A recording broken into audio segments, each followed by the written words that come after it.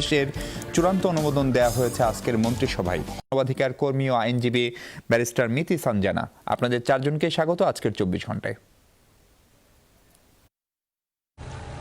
পদ্মা সেতুতে বিএসআরএম কেন? আহা, পদ্মা সেতু তো জাতীয় স্থাপনা, বিশাল ব্যাপার। সারা জীবনের কষ্টের টাকায় বানানো বাড়ি, আমার কাছে তো পদ্মা সেতুই। পদ্মা সেতুর মতো নিরাপদ ও দীর্ঘস্থায়ী বাড়ি তৈরিতে ব্যবহার করুন বিএসআরএম, দেশের 1 নম্বর স্টিল এক্সপার্ট। বিএসআরএম, বিল্ডিং এ সেফার নেশন।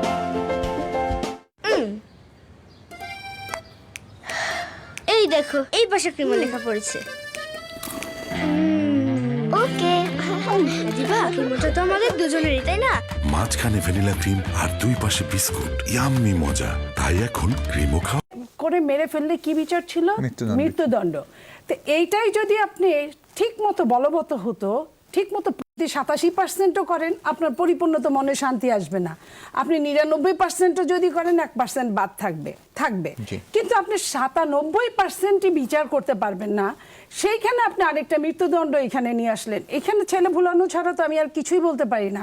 তাতে কি আপনি দেখেন যে এখানে ভিকটিমরা কিন্তু পালিয়ে বেরিয়েছে। নোয়াখালীর ঘটনায় যদি দেখি, 32 দিন ভিকটিম কিন্তু ছিল না, দাঁড়ে দাঁড়ে গিয়েছে, কেউ তার বিচার করে নাই। তো কে করেছে এটা? এই ছবিটা রেপ করা হবে। তো এই যে বিচারহীনতা বলছিলেন যে যদি আইনের প্রয়োগ না করা যায় তাহলে একই চ্যালেঞ্জ থেকেই যাবে। হ্যাঁ, ধন্যবাদ যমুনা টিভিকে আজকে অনুষ্ঠানে আমাকে ডাকার জন্য। তো আসলে এটা যে প্রয়োগ হয়নি, এটা তো আসলে এটাও একটা হাস্যকর হয়ে গেল যে প্রয়োগ হয়নি কথাটা। কারণ আপনারা দেখেছেন কিছুদিন আগে আমাদের এই যে নুসরাতের উপর যে ইয়েটা হয়েছিল, সেটার উপর কিন্তু সঙ্গে সঙ্গে মানে খুব অল্প সময়ের মধ্যে কিন্তু তার বিচার হয়েছে। যদি বিচারই না হতো তাহলে তো এটা জনসমক্ষে এসছে যে তার বিচার যে এত তাই। এবং আমার জননেত্রী শেখ হাসিনা দেখেছেন, উনি নারীবান্ধব সরকার, এবং উনি কোনো ব্যাপারে উনি কিন্তু ক্ষমা করেন না। এই যতগুলা ঘটনা ঘটতেছে, যে একের পর এক ধর্ষণ, দেখবেন সবগুলা বিচার কার্যকর। এবং এই যে আজকে যে রায়টা হচ্ছে, মন্ত্রী পরিষদে এসছে আপনার এই মৃত্যুদণ্ড, এইটা কার্যকর হলে একদিক দিয়ে হবে কি, আপনারা দেখেছেন যে কিছুদিন আগে যেমন অ্যাসিড নিক্ষেপটা ছিল খুব প্রখর আকারে, যখন মৃত্যুদণ্ড সাজাটা এসছে ওটা কিন্তু অনেক আকারে কমে গেছে। তো এই যে একটা ব্যাপার, এই মৃত্যুদণ্ডটা এই জন্যই দরকার। এই মৃত্যুদণ্ডটা যখন কার্যকর হয়ে যাবে, এবং এটা খুব তাড়াতাড়ি, আমি মনে করি যে এটা আপনারা দেখতে পাবেন যে এটা খুব তাড়াতাড়ি কার্যকর হচ্ছে, এবং দেখবেন যে এইটা কার্যকর হলে অটোমেটিক এটা অনেকখানি কমে যাবে। যে এই ধরনের ধর্ষণ করলে তার মৃত্যুদণ্ড, এই ভয়টা যখন প্রতিফলিত হবে অবশ্যই এটা কমে যাবে। আর আরেকটা কথা মনিয়াপা বলেছেন যে যারা এই শাহবাগে আন্দোলন করছে তাদেরকে মানে হুমকি দেওয়া হচ্ছে যে এখান থেকে না উঠলে ধর্ষণ করবে। এই ধরনের ঘটনা আমার মনে যাও। তো এই পরিস্থিতিতে আপনারা মানে দল করেন বলে, বিরোধী দল আছেন বলে একটা জিনিস বলতে হবে, বলে যাচ্ছেন, এটা কিন্তু ঠিক না। কারণ আপনাদের আমলে কিন্তু অনেক ধরনের মানে ধর্ষণ যেগুলা হয়েছে এগুলো কিন্তু বিচার হয়নি, উল্টা আপনাদের সরকারিভাবে সরকারি দলের লোকজনদের দ্বারাই এই ধরনের ধর্ষণগুলো হয়েছিল, এবং কোনো বিচার হয়নি, এবং তারা মানে কোনো বিচার পায়নি। কিন্তু আমাদের আমলে আমরা তো চাই না যে ধর্ষণটা হোক, আমরা চাই যে এদের বিচার হোক। কারণ আমরা কেউ এটা পছন্দ করি না, এবং আমাদের ঘরেও সন্তান আছে, অতএব এদের বিচার হবে। এবং জননেত্রী শেখ হাসিনা কিন্তু 0 টলারেন্স ঘোষণা করেছেন, এবং উনি কঠোর হস্তে এটা দমন করবে, যেটা আপনাদের আমলে ছিল না। আপনারা যদি ওই সময় আপনারাও যদি করতেন, এটা কিন্তু অনেকখানি কমে যেত। কারণ এটা আপনারা দেখবেন অতীতে আপনারা দেখে এসেছেন, আমরা আইনের প্রয়োগ নিয়ে প্রশ্ন আছে যে আইনটা যথাযথভাবে প্রয়োগ হবে কিনা সেই নিশ্চয়তা। অবশ্যই আপনার নুসরাতেরই তো একটা ঘটনা দেখছেন, তাহলে এখানে প্রয়োগ হবে না কেন? কারণ এত বড় একটা ঘটনা ঘটবে, তার প্রয়োগ হবে না কি কারণে?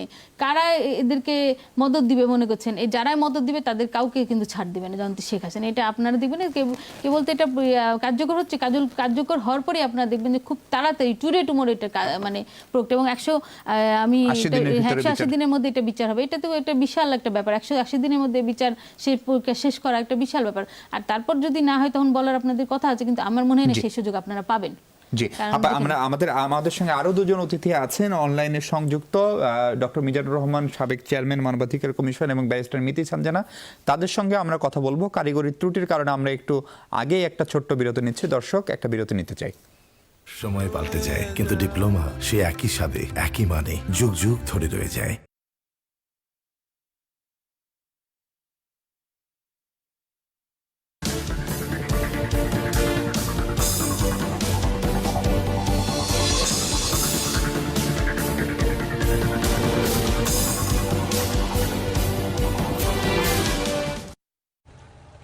পদ্মা সেতুতে বিএসআরএম কেন? আহা, পদ্মা সেতু তো জাতীয় স্থাপনা, বিশাল ব্যাপার।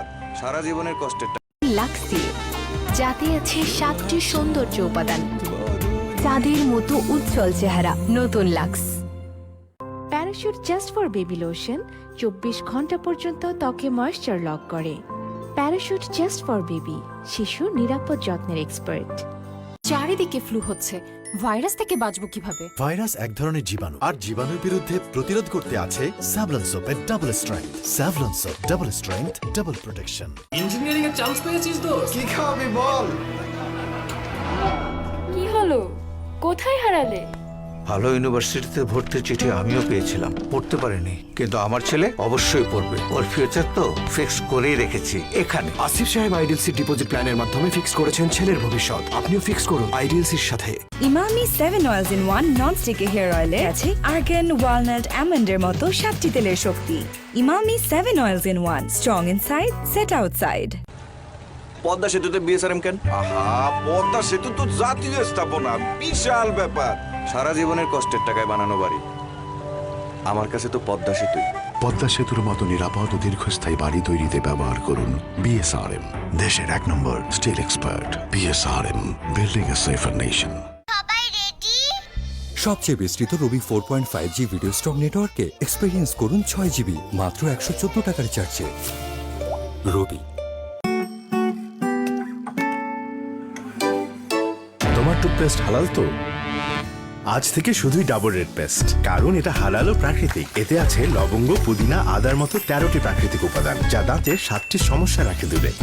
নগদ মানে খরচ কমে। সর্বনিম্ন ক্যাশ আউট চার্জ 9 টাকা 99 পয়সা। এবার লেনদেন চলুক নগদে। নগদ, ডাক বিভাগের ডিজিটাল লেনদেন। আমি চাই আমার বেবি থাকুক জীবাণুমুক্ত ও সুরক্ষিত, তাই আমি ব্যবহার করি স্যাভলন। স্যাভলন, জীবাণুমুক্ত প্রতিদিন।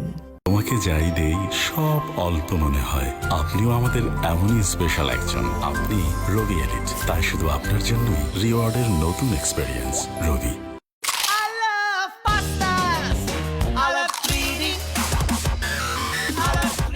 লেইজের দুটি ফান শিপস, কখনো লেইজ পাস্তাস, কখনো লেইজ 3D। এখন বেশি ফান উইথ 10% এক্সট্রা। নগদ মানে খরচ কমে। সর্বনিম্ন ক্যাশ আউট চার্জ 9 টাকা 99 পয়সা। এবার লেনদেন চলুক নগদে। নগদ, ডাক বিভাগের ডিজিটাল লেনদেন।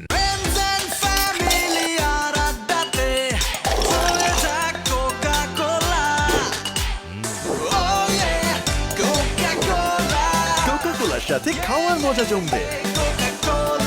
কোকা কোলা স্টক করো আর ক্যাপের নিচের অক্ষর মিলিয়ে ফ্রিজ জেতার সুযোগ নাও। পদ্মা সেতুতে বিএসআরএম কেন? আহা, পদ্মা সেতু তো জাতীয় স্থাপনা, বিশাল ব্যাপার। সারা জীবনের কষ্টের টাকায় বানানো বাড়ি। আমার কাছে তো পদ্মা সেতুই। পদ্মা সেতুর মতো নিরাপদ ও দীর্ঘস্থায়ী বাড়ি তৈরিতে ব্যবহার করুন বিএসআরএম, দেশের 1 নম্বর স্টিল এক্সপার্ট। বিএসআরএম, বিল্ডিং এ সেফার নেশন। ফ্রেন্ডশিপের এই ম্যাজিক্যাল চেইন রিঅ্যাকশন কোনো অ্যানালাইসিস দিয়ে জাজ করা যাবে না ব্রো। এসব শুধু বন্ধু থাকলেই পসিবল। এয়ারটেল, বন্ধুদের নাম্বার 1 নেটওয়ার্ক। পুরুষের রুক্ষতাকে মেয়েদের ফেয়ারনেস ক্রিম কোনো কাজ করে না। এই নাও ফেয়ার এন্ড হ্যান্ডসাম, পুরুষদের নাম্বার 1 ফেয়ারনেস ক্রিম।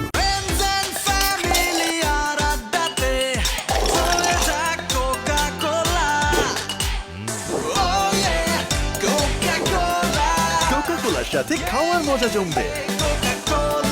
কোকা কোলা স্টক করো আর ক্যাপের নিচের অক্ষর মিলিয়ে ফ্রিজ জেতার সুযোগ নাও। বিরাট রিফ্রেশমেন্টের জন্য 7 আপের বড় বোতল এখন মাত্র 50 টাকা। ছোট্ট খুশির আয়োজনে যাই করি সব তুচ্ছ মনে হয়। আপনি রবি এলিট, তাই শুধু আপনার জন্যই রিওয়ার্ডের নতুন এক্সপেরিয়েন্স। রবি।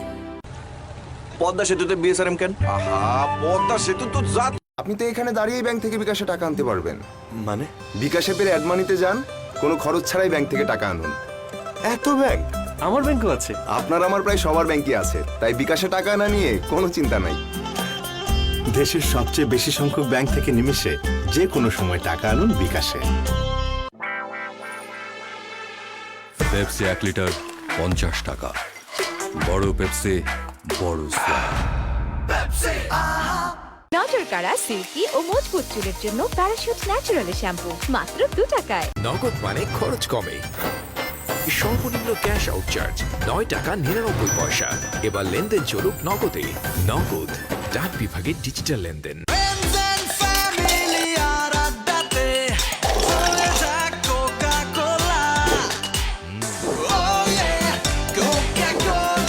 কোকা কোলার সাথে খাওয়ার মজা জমবে। কোকা কোলা স্টক করো আর ক্যাপের নিচের অক্ষর মিলিয়ে ফ্রিজ জেতার সুযোগ নাও। ক্লোজ আপ এভারফ্রেশ এখন ট্রিপল ফ্রেশ ফর্মুলার সাথে, যার শক্তিশালী কম্বিনেশনে আছে অ্যান্টি ভাইরাস থাকতে পারে যা যেতে পারে আমার কাছ থেকে তোমার কাছে, তারপর অসুখ তো আগে ভাইরাসকে স্ট্যাচু করে দেই। লাইফবয় সাবান দেয় কোভিড-19 করোনা ভাইরাস থেকে 99.9% অধিক কার্যকর সুরক্ষা। পদ্মা সেতুতে বিএসআরএম কেন? আহা, পদ্মা সেতু তো জাতীয় স্থাপনা, বিশাল ব্যাপার। সারা জীবনের কষ্টের টাকায় বানানো বাড়ি, আমার কাছে তো পদ্মা সেতুই। পদ্মা সেতুর মতো নিরাপদ ও দীর্ঘস্থায়ী বাড়ি তৈরিতে ব্যবহার করুন বিএসআরএম, দেশের 1 নম্বর স্টিল এক্সপার্ট। বিএসআরএম, বিল্ডিং এ সেফার নেশন।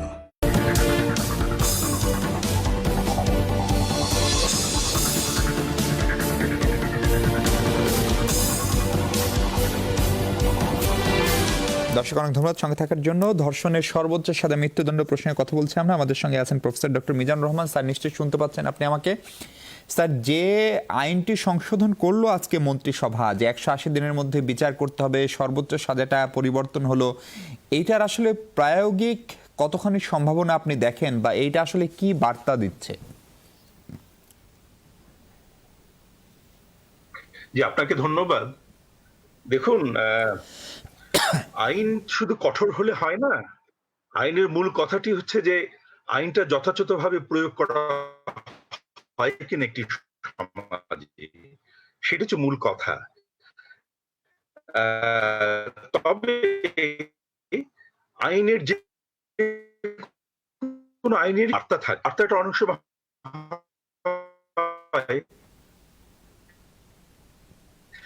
একটা ডেটারেন্ট এফেক্ট, একটা যখনই দণ্ডায়িত করে এবং যারা অপরাধী মনে চলাফেরা আছে, এটা তো অস্বীকার করবার উপায় নেই। তবে শুধুমাত্র মৃত্যু দিনমূল দারুণভাবে এটা হয় না, বরঞ্চ এর কিন্তু একটা আবার উল্টো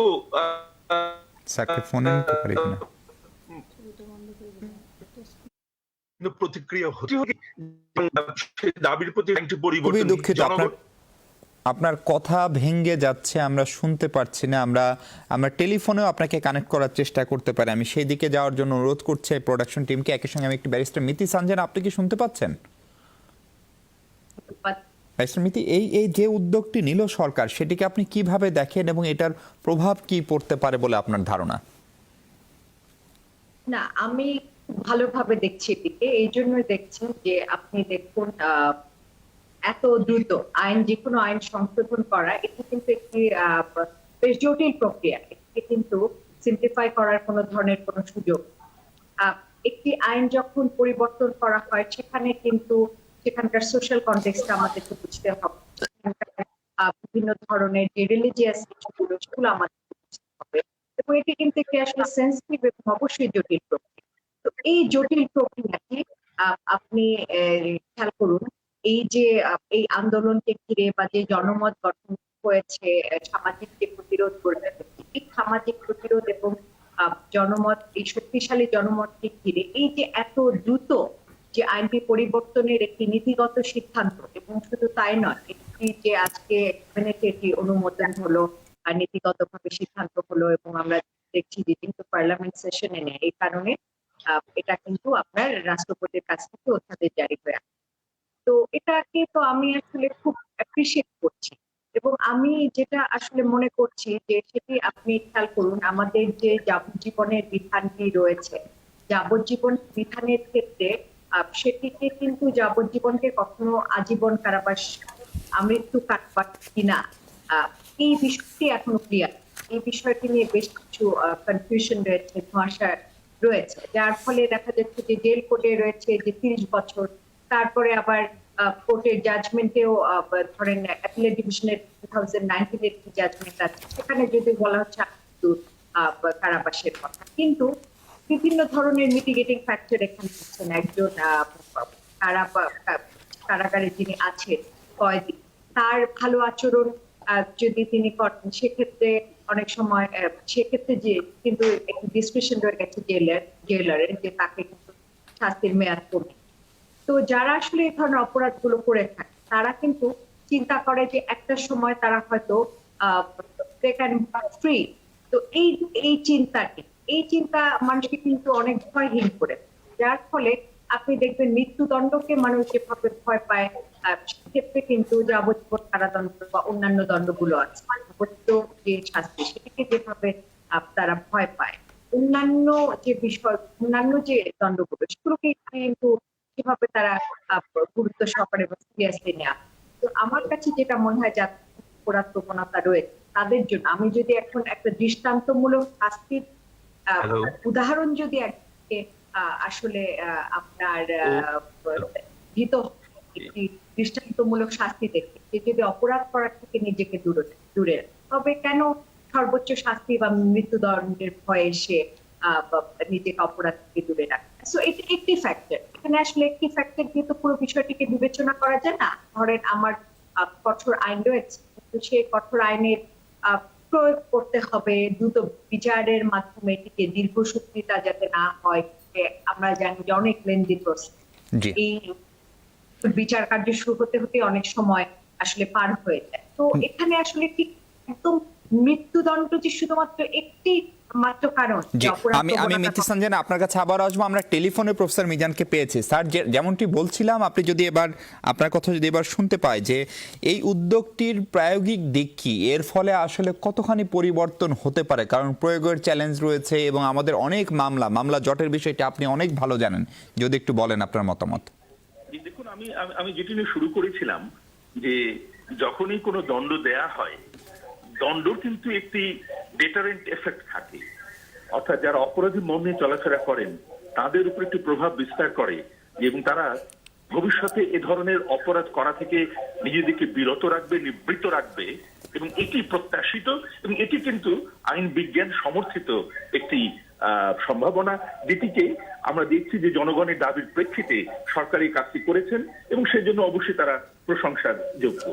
কিন্তু একটি জিনিস মনে রাখতে হবে যে শুধুমাত্র কিন্তু এই আপনার কঠিন দণ্ড দিয়েই বা মৃত্যুদণ্ডের বিধান রাখলেই কিন্তু একটি অপরাধ যে সমাজ থেকে নির্মূল হয়ে যাবে তা কিন্তু নয়, বরঞ্চ মানে অধিকতর গুরুত্ব দিতে হয় সেটা হচ্ছে প্রয়োগিক দিককে, যে এই আইনটি প্রয়োগ কিভাবে হবে। যথাযথ প্রয়োগ যদি না হয় তাহলে কিন্তু আপনার ইন দ্য লং রান এটি কিন্তু জাতির জন্য বরঞ্চ আরো বেশি সমস্যার সৃষ্টি করে সমাধানের চাইতে। সেটি কিন্তু আমাদের এখন গুরুতর ভাবে আমাদের চিন্তা করে রাখতে হবে এবং মাথার ভিতরে রাখতে হবে। দেখুন, আমি একটি মানে দিকে আপনাদের দৃষ্টি আকর্ষণ করছি যে যাবজ্জীবন এক ধরনের একটি মনে করুন দণ্ড, আর হচ্ছে মৃত্যুদণ্ড। যখনই মৃত্যুদণ্ড প্রশ্ন আসে তখনও কিন্তু আমার বিচারক তারা কিন্তু অধিক সতর্কতা অবলম্বন করেন, কেননা কোনো বিচারকই চান না যে বিচার প্রক্রিয়া বা তার রায় বা সিদ্ধান্তে যেন এতটুকু ভুল না হয়, কারণ একজন মানুষের প্রাণ হরণ করে নেওয়া হবে। এই সিদ্ধান্ত নিতে গেলে বিচারক যতটা সূক্ষ্মভাবে বিচারে বিশ্লেষণ করবেন, অন্য ক্ষেত্রে কিন্তু অতটা প্রয়োজন বা মানসিক চাপটা অনুভব করেন না। সুতরাং তদন্তে যখন একটি ধর্ষণ ঘটেছে, তদন্ত প্রক্রিয়ায় যদি কোনো রকমের ত্রুটি থেকে থাকে তাহলে সেই ত্রুটির ফাঁক দিয়ে কিন্তু অপরাধী বেরিয়ে যেতে পারে। কেননা যদি মৃত্যুদণ্ডই থাকে, বিচারক কিন্তু একটু যদি তার মনে সন্দেহ সৃষ্টি হয় তিনি কিন্তু কখনোই সে রায়টি দেবেন না। এই একটা বাড়তি চাপ কিন্তু আদালত এবং বিচারের উপরে পড়ছে। আর এই যে 180 দিন বেঁধে দেয়া, আমরা কিন্তু অন্যান্য আইনের ক্ষেত্রে দেখেছি, যেমন মনে করুন মানব পাচার আইনেও দেখেছি যে ওখানে নির্দিষ্ট সময় বেঁধে দেয়া আছে, কিন্তু আমাদের অভিজ্ঞতা বলে যে সেই নির্দিষ্ট সময়ের ভিতরে মামলাগুলো পরিচালনা করা এবং সম্পন্ন করাটা কিন্তু আমরা দেখি না, বরঞ্চ আমরা নানা অজুহাতে বারংবার সেই সময়টাকে আরো প্রলম্বিত করা হয় এবং আদালতের কাছে প্রার্থনা করে সময় ভিক্ষা করে নেওয়া হয় এবং আদালত অবস্থার পরিপ্রেক্ষিতে সেই প্রার্থনাটি কিন্তু মঞ্জুরও করেন। সুতরাং এই যে 80 দিনে তখনই সম্ভব হবে যদি আমাদের তদন্ত সংস্থা যথাযথভাবে প্রশিক্ষিত থাকেন এবং তারা তদন্তকালে কোন রকম ত্রুটি যদি না রাখেন, শুধুমাত্র তাহলেই আমরা এমন একটা বিচার ব্যবস্থার মধ্যে উপনীত হব যেখানে এই তদন্তের উপরে ভিত্তি করে সন্দেহাতীতভাবে প্রমাণ করা সম্ভব হবে এবং তাহলেই মৃত্যুদণ্ড প্রয়োগ করা যেতে পারে, কার্যকর করা হবে এবং তাহলে এটি একটি সরাসরি প্রভাব আমাদের এই any possible sort of violations of the law or rape incidences এগুলোর উপরে কিন্তু একটা প্রভাব ফেলবে। জি স্যার, আপনার পয়েন্টটি বুঝতে পেরেছি। আমাদের সঙ্গে দুজন সংসদ সদস্য আছেন, একজন সাবেক এবং একজন বর্তমান। আপনি আইন প্রণেতা প্রফেসর মিজান অনেকগুলো বাস্তবতার কথা বলেছেন। আপনার জন্য যেটা বলতে পারি সেটা হচ্ছে যে আমাদের আগের যে কোনো মামলায় যতগুলো মৃত্যুদণ্ড আদেশ হয়েছে তার মানে 20% আমরা বাস্তবায়ন করতে পারিনি, কারণ এটা একটা দীর্ঘ প্রক্রিয়া, ফলে সেই জট আছে। ধর্ষণের মামলার সংখ্যা আমরা দেখছি যে 70,000 নারী নির্যাতনের মামলা এখনো বিচারাধীন। আমরা সরকার 101টি দ্রুত বিচার ট্রাইব্যুনাল করেছে, যার প্রত্যেকটিতে 1000-এর উপরে মামলা রয়েছে। ফলে আপনি শুধু আইন করে কি পরিস্থিতি কিভাবে পরিবর্তন করবেন? কারণ স্যার যেটা বললেন, তদন্ত কর্মকর্তার অভাব রয়েছে, আমাদের আইনজীবীদের সমস্যা রয়েছে, আমাদের বেঞ্চের স্বল্পতা রয়েছে। ফলে সেই জায়গাগুলো এর বিপরীতে যদি আমরা দ্রুততম সময় না করে, আপনি নুসরাতের কথা বলছিলেন, নুসরাতের ঘটনাটি অনেক আলোড়িত, কিন্তু অনেক ধর্ষণের মামলার কোনো বিচারই হয় না। তার মানে যেটি আলোড়িত হবে না সেটির বিচার হবে না। ধন্যবাদ। না, আলোড়িত হবে না, বিচার হবে না। বিচার প্রক্রিয়া তো আসলে মানে এমন একটা পর্যায়ে আছে, ধরেন এখানে মানে আমাদের আইনজীবী যারা তারা আগেকার এইখানে যেমন 180 দিন বলা হয়েছে, এখানে কিন্তু একটা জিনিস বলে দিয়েছে যে যদি মনে করেন কোনো বিচারক মানে বদলি হয়ে যায়, বদলি হলে কিন্তু অনেক বিচার প্রক্রিয়া কিন্তু থেমে যায়। যে উনার আন্ডারে এই মামলাগুলো ছিল, ওই তারপরে দেখা যাচ্ছে আরেকজন আসছে, ওই এটা বুঝে নেওয়া এই করে অনেক লেন্দি সময় পার হয়ে যায়। এখন কিন্তু এখানে কিন্তু আইন করে দেওয়া হয়েছে যে যেভাবে চলমান সেইভাবেই চলমান, তাকে উনি মানে তা বিচারক চেঞ্জ হতে পারে কিন্তু মামলার প্রক্রিয়াটা কিন্তু চলমান থেকে যাবে। অতএব এই জিনিসটা নতুনভাবে যখন গ্রহণ করা হচ্ছে, অতএব বিচারিক প্রক্রিয়াটা কিন্তু এখন গতিশীল হয়ে যাবে। আগে যে জিনিসটা মানে বলতে গেলে এক ধরনের এর মধ্যে পড়ে যাচ্ছে যে এক ধরনের আমাদের যানজটের মতো অবস্থা হয়ে গেছে যে মামলাগুলো, হ্যাঁ মামলা জট। আর হচ্ছে নারীদের এই ব্যাপারগুলো আসলে অনেক মামলা, যেহেতু মামলা তো অনেকগুলা যেটা বললেন, এটা আসলে আমাদেরকে আসলে এটা এক ধরনের দ্রুত বিচার ট্রাইব্যুনালের যেমন কাজ হচ্ছে, এই ধরনের মানে ভবিষ্যতে এই জিনিসগুলো এখন যেহেতু আসছে, সামনে চলে আসছে, দেখা যাবে হয়তো এক একটা ইউনিট করে করে হয়তো মামলাগুলোর একটা মেয়াদ করে দেবে, যে অনেক কিন্তু মামলা কিন্তু অনেক কমে গেছে। কিন্তু আপনি যদি ধর্ষণ যারা করেন বা ধর্ষণ যারা করেন তারা সবসময় কোনো না কোনো ভাবে এক ধরনের ক্ষমতাশীল, সেটা রাজনৈতিকভাবে হোক, সামাজিকভাবে হোক, আঞ্চলিকভাবে হোক।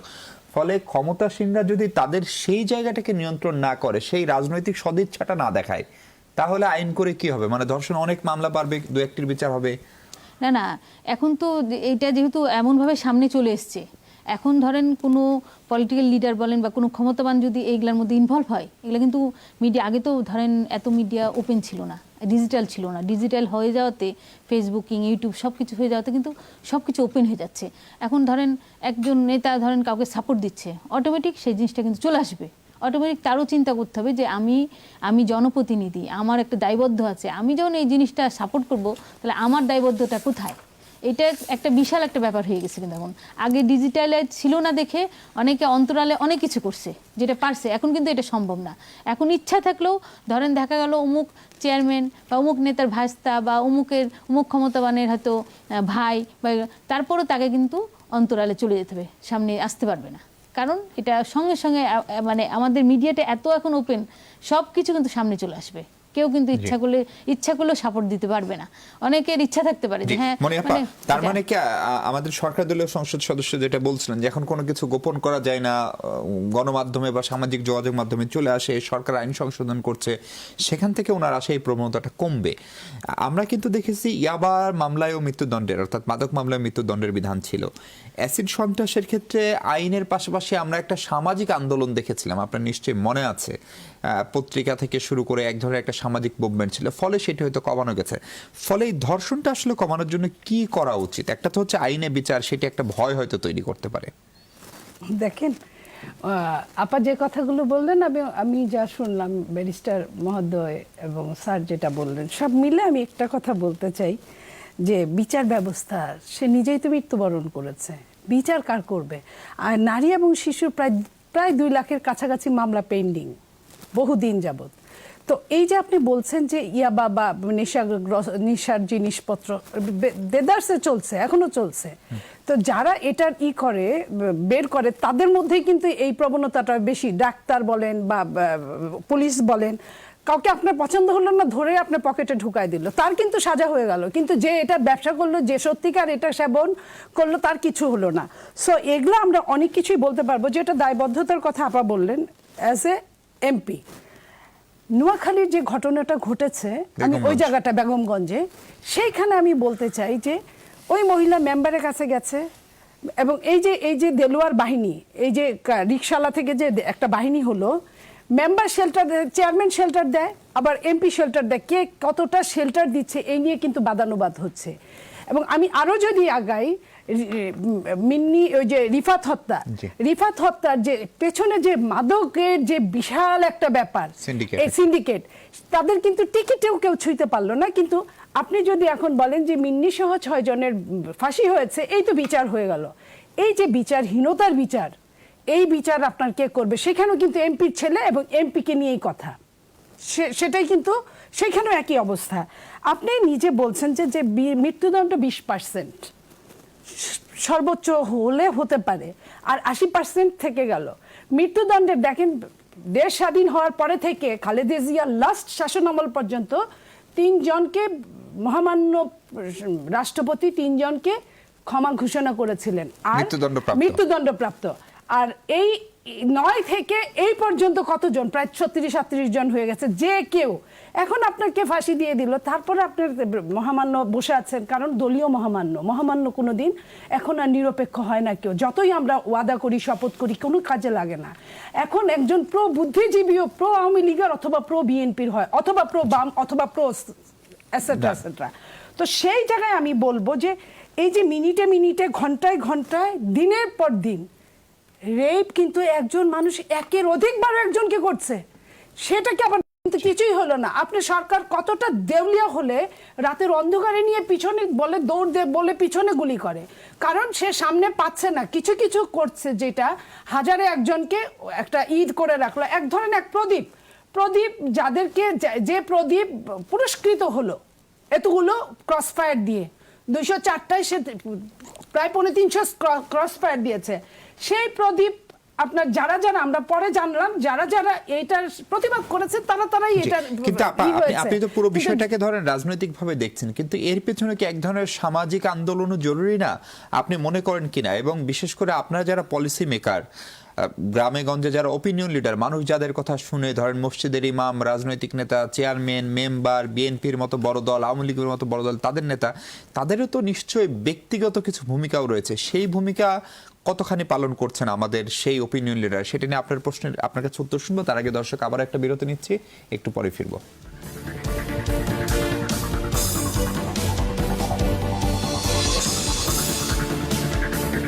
সময় এবং হাত ধোয়ার জন্য লাইফবয় নিম এবং লাইফবয় টারমারিক সোপ ভাইরাস এবং ব্যাকটেরিয়ার বিরুদ্ধে লড়তে সাহায্য করে। পেপসি 1 লিটার 50 টাকা, বড় পেপসি, বড় স্বাদ। করোনার সাথে লড়াইয়ে আমরাই করব জয়, তাই তো হাতে তুলে নিয়েছি স্যাভলন ডিসইনফেক্ট্যান্ট স্প্রে, যা করোনা ভাইরাসকে সম্পূর্ণরূপে ধ্বংস করে দেয়। Savlon disinfectant spray. তোমার টুথপেস্ট হালাল তো? আজ থেকে শুধুই ডাবর রেড পেস্ট, কারণ এটা হালাল ও প্রাকৃতিক। এতে আছে লবঙ্গ, পুদিনা, আদার মতো 13টি প্রাকৃতিক উপাদান, যা দাঁতের 7টি সমস্যা রাখে দূরে। ইঞ্জিনিয়ারিং এর চান্স পেয়েছিস তো? কি খাওয়াবি বল? কি হলো, কোথায় হারালে? ভালো ইউনিভার্সিটিতে ভর্তির চিঠি আমিও পেয়েছিলাম, পড়তে পারিনি, কিন্তু আমার ছেলে অবশ্যই পড়বে। ওর ফিউচার তো ফিক্স করেই রেখেছি এখানে। আসিফ সাহেব আইডিএলসি ডিপোজিট প্ল্যানের মাধ্যমে ফিক্স করেছেন ছেলের ভবিষ্যৎ। আপনিও ফিক্স করুন আইডিএলসির সাথে। ওর সবচাইতে বেশি সময় কাটে ফ্লোরে, আর এই ফ্লোরেই থাকে নানান ভাইরাস ও রোগ জীবাণু। কিন্তু আমি থাকি নিশ্চিন্ত, আমার আছে স্যাভলনের সুরক্ষা। স্যাভলন, জীবাণুমুক্ত প্রতিদিন। Emami 7 oils in 1 non sticky hair অয়েলে আছে আর্গান, ওয়ালনাট, আমন্ডের মতো 7টি তেলের শক্তি। Emami Emami 7 oils in 1. Strong inside, set outside. নগদ মানে খরচ কমে। সর্বনিম্ন ক্যাশ আউট চার্জ 9 টাকা 99 পয়সা। এবার লেনদেন চলুক নগদে। নগদ ডাক বিভাগের ডিজিটাল লেনদেন। পদ্মা সেতুতে বিএসআরএম কেন? আহা, পদ্মা সেতু তো জাতীয় স্থাপনা, বিশাল ব্যাপার। সারা জীবনের কষ্টের টাকায় বানানো বাড়ি। আমার কাছে তো পদ্মা সেতুই। পদ্মা সেতুর মতো নিরাপদ ও দীর্ঘস্থায়ী বাড়ি তৈরিতে ব্যবহার করুন বিএসআরএম, দেশের 1 নম্বর স্টিল এক্সপার্ট। বিএসআরএম, বিল্ডিং এ সেফার নেশন।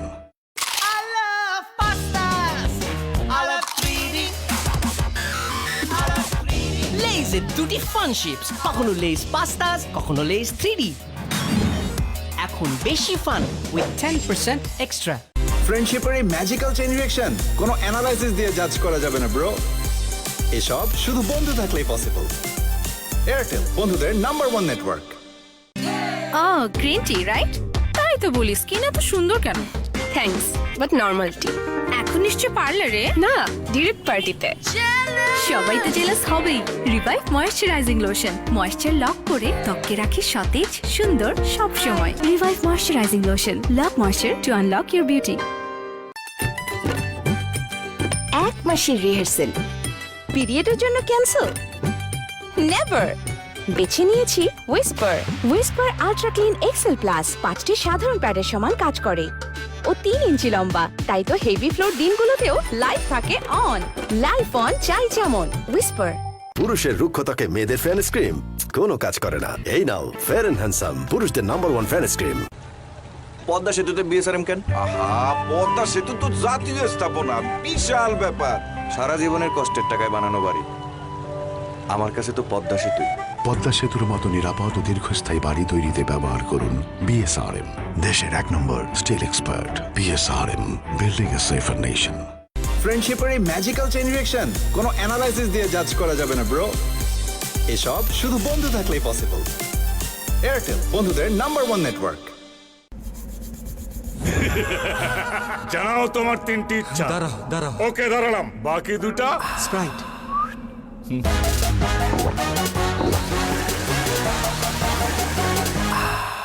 শেষ ইচ্ছা। আবার 3টে ইচ্ছা দাও। স্প্রাইট, আগে তৃষ্ণা মেটাও। চারিদিকে ফ্লু হচ্ছে, ভাইরাস থেকে বাঁচবো কিভাবে? ভাইরাস এক ধরনের জীবাণু, আর জীবাণুর বিরুদ্ধে প্রতিরোধ করতে আছে স্যাভলন সোপের double strength. Savlon soap, double strength, double protection. Padma সেতুতে বিএসআরএম কেন? আহা, পদ্মা সেতু তো জাতীয় স্থাপনা, বিশাল ব্যাপার। সারা জীবনের কষ্টের টাকায় বানানো বাড়ি। আমার কাছে তো পদ্মা সেতুই। পদ্মা সেতুর মতো নিরাপদ ও দীর্ঘস্থায়ী বাড়ি তৈরিতে ব্যবহার করুন বিএসআরএম, দেশের 1 নম্বর স্টিল এক্সপার্ট। বিএসআরএম, বিল্ডিং এ সেফার নেশন। বাংলাদেশের প্রায় প্রতি 2টি শিশুর মধ্যে 1টি শিশু ক্যাভিটিতে ভোগে। পেপসোডেন্ট জার্মিটেকে রয়েছে ন্যাচারাল ক্লে অ্যাক্টিভেটেড ফর্মুলা, যা মুখের জীবাণুদের টেনে বের করে সুরক্ষা দেয় ক্যাভিটি থেকে 12 ঘন্টা পর্যন্ত। কারণ প্রতিটি হাসি অমূল্য।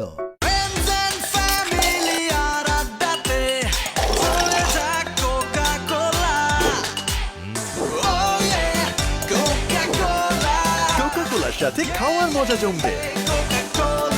কোকা-কোলা স্টক করো আর ক্যাপের নিচের অক্ষর মিলিয়ে ফ্রিজ জেতার সুযোগ নাও। নগদ মানে খরচ কমে। সর্বনিম্ন ক্যাশ আউট চার্জ 9 টাকা 99 পয়সা। এবার লেনদেন চলুক নগদে। নগদ ডাক বিভাগের ডিজিটাল লেনদেন। পদ্মা সেতুতে বিএসআরএম কেন? আহা, পদ্মা সেতু তো জাতীয় স্থাপনা, বিশাল ব্যাপার। সারা জীবনের কষ্টের টাকায় বানানো বাড়ি। আমার কাছে তো পদ্মা সেতুই। পদ্মা সেতুর মতো নিরাপদ ও দীর্ঘস্থায়ী বাড়ি তৈরিতে ব্যবহার করুন বিএসআরএম, দেশের 1 নম্বর স্টিল এক্সপার্ট। বিএসআরএম, বিল্ডিং এ সেফার নেশন। বিরাট রিফ্রেশমেন্টের জন্য 7 আপের বড় বোতল এখন মাত্র 50 টাকা। সবচেয়ে বিস্তৃত রবি 4.5G ভিডিও স্টক নেটওয়ার্কে এক্সপেরিয়েন্স করুন 6 GB মাত্র 114 টাকার রিচার্জে। রবি।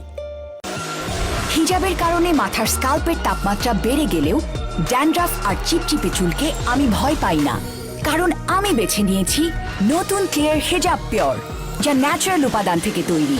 না ড্যান্ড্রাফ, না কোনো চিপচিপে চুল। আমার হিজাব, আমার চয়েস। নতুন ক্লিয়ার হিজাব পিওর। বিরাট রিফ্রেশমেন্টের জন্য 7 আপের বড় বোতল এখন মাত্র 50 টাকা।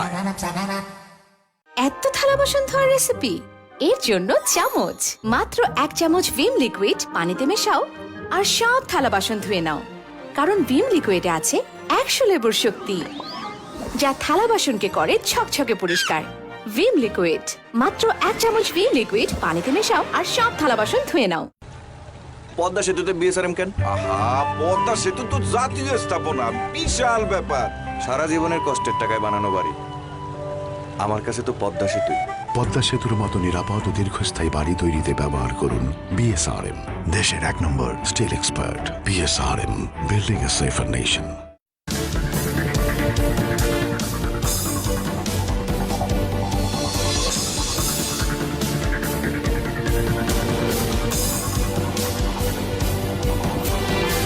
দর্শক অনেক ধন্যবাদ সঙ্গে থাকার জন্য। প্রফেসর মিজান আছেন আমাদের সঙ্গে, আইনের শিক্ষক এবং মানবাধিকার কমিশনের সাবেক চেয়ারম্যান। স্যার, আপনার কাছে একটু জানতে চাই যে এই ধর্ষণ বন্ধ করার জন্য তো এটা একটা আইনি প্রচেষ্টার অংশ, বন্ধ করা বা খানিকটা ভয় দেখানো, কিন্তু এটি তো কেবল আইনের বিষয় না। এটার জন্য আমরা দেখছি যে মহিলা পরিষদ 30 দফা সুপারিশ করেছে, সেখানে তারা আলাদা কমিশন গঠনের কথা বলছেন। এখানে দুজন আইন প্রণেতা আছেন, সাবেক এবং বর্তমান। তারা সরকারের সদিচ্ছার কথা একজন বলছেন, পাশাপাশি আইনের অপপ্রয়োগ নিয়ে আশঙ্কার কথা বলছেন, তারা রাজনৈতিক সদিচ্ছার কথা বলছেন। এটি বন্ধ করার জন্য দীর্ঘমেয়াদে, স্বল্প মেয়াদে আসলে কি করা যায়, কোন জায়গাটা থেকে শুরু করা উচিত?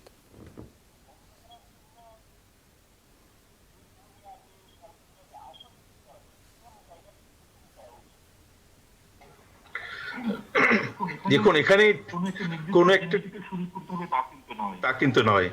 আমাদের সর্বগ্রাসী একটি উদ্যোগ গ্রহণ করতে হবে এবং সেই উদ্যোগের ভিতরে খুব বলিষ্ঠ যে জায়গাটি এবং শক্ত জায়গা যেখানে দখল করে নেবে সেটা হচ্ছে আমাদের যে মূল্যবোধের অবক্ষয় ঘটেছে সমাজে, সেই জায়গাটিতে আমাদের হাত দিতে হবে। আমাদের কিন্তু ভুলে গেলে চলবে না যে ধর্ষক যারা, তারা কিন্তু আমাদেরই সন্তান, এই সমাজেরই সন্তান। এরা কেন এই ধর্ষক হয়ে তারা বেড়ে উঠছে? অর্থাৎ আমাদের শিক্ষা ব্যবস্থায়, আমি শুধুমাত্র আমাদের যে ফর্মাল এডুকেশন সেটির কথা বলছি না, সবচেয়ে বড় বিদ্যালয় তো হচ্ছে একটি পরিবার। সুতরাং পরিবারের যে মূল্যবোধের চর্চা, সেই চর্চাগুলো আমরা ঠিকমতো করতে পারছি কিনা, এবং আমরা পিতামাতা, আমরা আমাদের সন্তানদের সঙ্গে সেই ভ্যালু টাইমটা আমরা স্পেন্ড করতে পারছি কিনা, আমরা আমাদের সন্তানদেরকে যে নীতি কথা এবং মূল্যবোধে তাদেরকে শিক্ষিত করা দরকার, ছোটবেলা থেকে আমার সেই নীতি কথাগুলো তাদেরকে তাদের হৃদয়ের ভিতরে অনুপ্রবেশ ঘটানোর সেই কাজটি আমরা করছি কিনা, নাকি আমাদের সন্তানদের পিঠের উপরে আমরা শুধু বোঝা চাপিয়ে দিচ্ছি। সেই বোঝা দিয়ে তাদের হয়তো একটা টেকনিক্যাল নলেজ হচ্ছে, কিন্তু এই সমাজের সামাজিক প্রাণী হিসেবে অন্যদের প্রতি যে সম্মান, অর্থাৎ আমার মার প্রতি যে সম্মান, একজন নারীর প্রতি যে সম্মান, আমার বোনের প্রতি যে সম্মান, ঠিক তেমনি আমার রাস্তাঘাটে যে সমস্ত নারীদের সঙ্গে আমাদের দেখা হচ্ছে তাদের প্রতিও যে অনুরূপ সম্মানটি ব্যক্ত করতে হবে, এই কথাগুলো যেন কোথায় হারিয়ে যাচ্ছে। সুতরাং এই মূল্যবোধের যে অবক্ষয় ঘটেছে, আমরা যে সকল সুবচন গুলোকে বলতে গেলে আমরা নির্বাসন পাঠিয়ে সেগুলোকে আবার ফিরিয়ে আনতে হবে, সেই চর্চাটা আমাদের করতে হবে এবং আমাদের নতুন করে আমাদের এই সমাজকে বিনির্মাণের, আমাদের অবকাঠামো বিনির্মাণ, এটি দিয়ে কিন্তু উন্নয়ন হবে না। আমাদের মানুষকে যদি আমরা গড়ে তুলতে না পারি, তাহলে কিন্তু অন্য সকল উন্নয়নের কোনো মূল্য থাকে না। শুধু আমার মনে হয় যে আমাদের সার্বিকভাবে থেকে, আমাদের বিদ্যালয় থেকে, আমাদের নীতি কথা এবং মূল্যবোধের চর্চা এবং শিক্ষাটি আবার প্রবলভাবে এবং শক্তভাবে আমাদেরকে বোধহয় হাতে নিতে হবে এবং এটি গড়ে তুলতে হবে।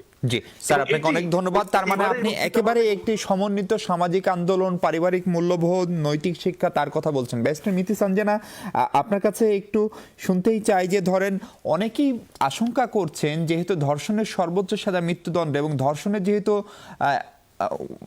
একক ধর্ষণগুলোর ক্ষেত্রে যেহেতু অন্য কোনো সাক্ষী কেউ থাকে না, ফলে অনেক সময় ধর্ষকের ফলে বেপরোয়া হয়ে যেতে পারে কিনা, মানে যে সে ধর্ষণও করলো এবং যেহেতু সে মৃত্যুদণ্ডের ভয় আছে তার, সে কারণে সে হয়তো ভিকটিমকে মেরেও ফেলতে পারে, ফলে সে আশঙ্কাটাও তৈরি হচ্ছে কিনা।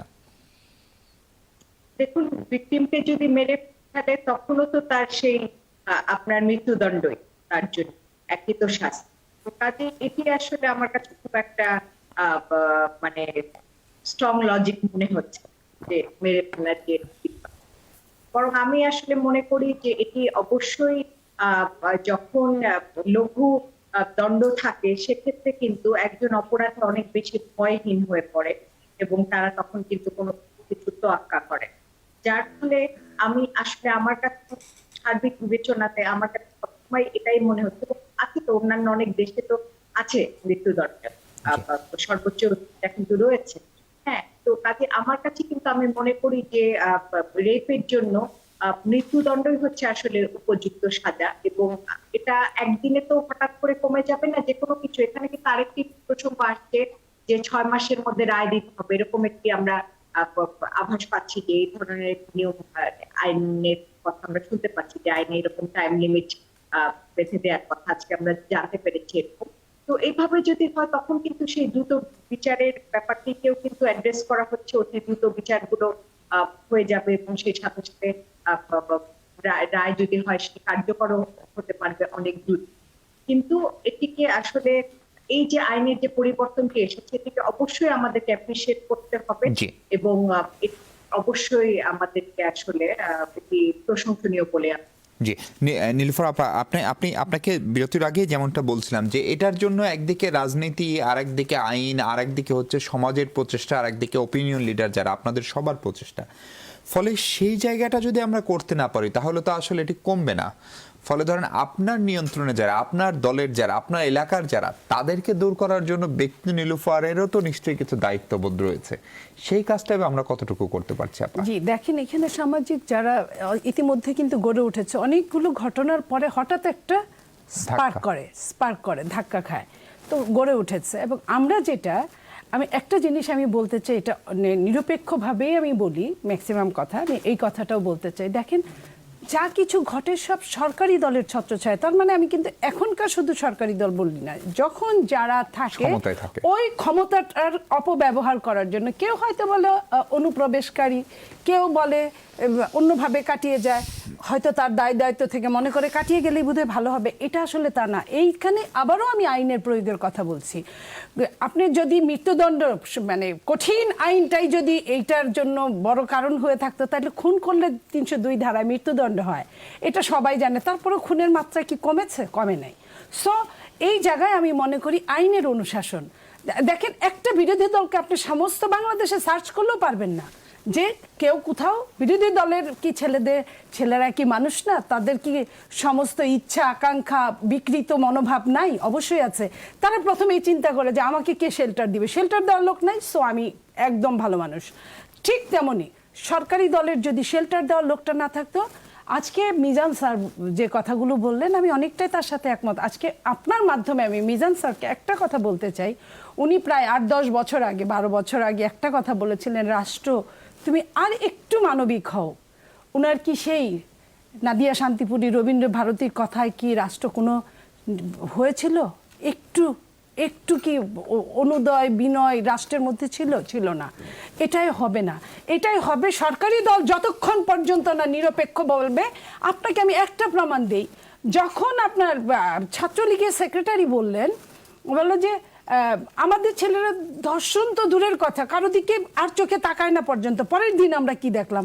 পরের দিনই দেখলাম যে ঢাকা মহানগর উত্তরের আপনার একজন কাজের মহিলাকে রেপ করেছে এবং তারপরে ইসের পরে তাকে থানায় নিয়ে গেছে। তারপরে যখন ছাত্রলীগের প্রেসিডেন্ট, আমি বলছি ছাত্রলীগের প্রেসিডেন্ট কি বললেন যে যেখানে ধর্ষিত হবে আমাদের সাথে যোগাযোগ করবেন, আমরা এটা দেখব। আইন নিজের হাতে নাকি তুলে নেওয়া যায় না, তো তারা কিভাবে দেখবে? এটা কি আরেক ধরনের, এটা আপনার আঙ্গুল তুলনা না, আরেক ধরনের যে আমাদের বাইরে গেলে খবর আছে। এই প্রশ্নটাই আপনার কাছে করতে চাই। নিশ্চয়ই আপনিও ক্ষমতাসীন দলের এমপি হিসেবে নিশ্চয়ই ছাত্রলীগের বিরুদ্ধে বা ক্ষমতাসীন কারো বিরুদ্ধে যখন এই অভিযোগগুলো আছে নিশ্চয়ই খুব স্বস্তি বোধ করেন না। হ্যাঁ, আপনি বলতে পারেন সেগুলোর বিচারও হচ্ছে, কিন্তু এই রাজনৈতিক ব্যাকআপ বা পৃষ্ঠপোষকতা বা তাকে সেভ করার কেউ যদি না থাকে তাহলে তো এই সাহসটাকে আসলে পাওয়ার কথা। হ্যাঁ, এটা তো আসলে ব্যাকআপটা না থাকলে সাহস পাওয়ার কথা। কিন্তু আসলে এই যে মনিয়াপা যে বললেন যে তখন আমাদের কাছে এসে বিচার, আসলে তারা ওই অঙ্গনে বলেনি, হয়তো তারা এই হিসাবে বলেছে যে অনেকে হয়তো মামলার জন্য যাচ্ছে না, তাদের কাছে আসলে হয়তো তারা একটু, তারপরেও তাদেরকে শেল্টার আইনের আশ্রয় নিতেই হবে শেষমেশ। যারা ধর্ষিত হচ্ছে তারা আইনের আশ্রয় ছাড়া কোনোদিনই বিচার পাবে না, এটা কিন্তু বাস্তব। এবং আইনের আশ্রয় নিলে তারা এখন যেহেতু আইন স্বাধীন, মানে সে বিচার পাচ্ছে, অতএব তাদের যাওয়া উচিত। আরেকটা কথা আপনাকে বলতে হয়, আপনাকে একটু মনে করে যে আপনি দেলোয়ার বাহিনীর কথা বলেছেন। দেলোয়ার বাহিনী কিন্তু 1 বছর আগে আমাদের দল করতো না, আপনাদের বিএনপিরই ছেলে, সে পরে আমাদের দলে এসেছে। আপনারা কি এত দেউলিয়া? হ্যাঁ, এটাই 15 বছর আপনার মন্ত্রী বলছে 15 বছর আগে দেলোয়ারের বয়স 7 বছর ছিল, সে 22 বছরের যদি হয়। আমাকে বলতে দেন। তো এই সব মানুষরা কিছু আমাদের মধ্যে এসে কিন্তু অনেক অকারেন্সগুলো করছে। এটা আসলে আমাদের বলতে গেলে দুর্ভাগ্য যে এই ধরনের খারাপ লোকজন আমাদের মধ্যে চলে আসছে, এটা একটা ইয়া।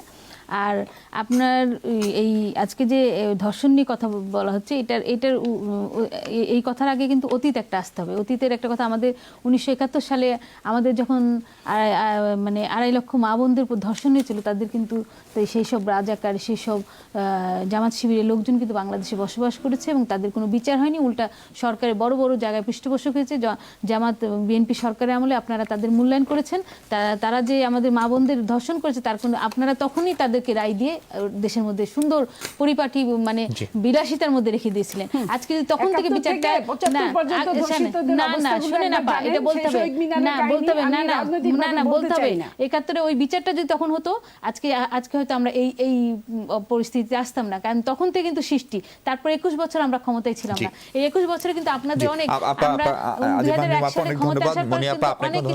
ধন্যবাদ প্রফেসর মিজান স্যার, এবং একই সঙ্গে ধন্যবাদ ব্যারিস্টার মিতি সানজানা। দর্শক, আমাদের প্রত্যাশা ধর্ষণ যেই করুক, যেভাবে করুক, তার সবচেয়ে বড় পরিচয় সে ধর্ষকই, সে অপরাধী, এবং তার চূড়ান্ত সাজায় এখন বাংলাদেশের আইন অনুযায়ী মৃত্যুদণ্ড। ফলে সেই ভয়টির পাশাপাশি এই আইনের কার্যকর সঠিক প্রয়োগ খুবই জরুরি, এবং সেটি করার জন্য নিশ্চিতভাবে আমাদের আইন শৃঙ্খলা বাহিনী, তদন্ত সংস্থা থেকে শুরু করে বিচার বিভাগ দায়িত্বশীল ভূমিকা পালন করবেন, সেই প্রত্যাশা শেষ করতে চাই। ভালো থাকবেন সবাই।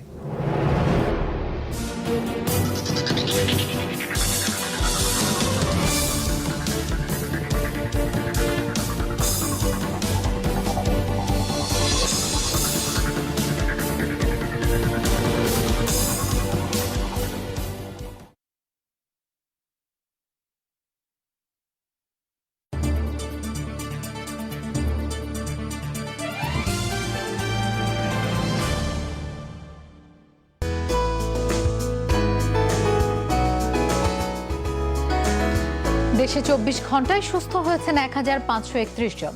এখন পর্যন্ত মোট কোভিড মুক্ত 2,94,391 জন। বিশ্বে 24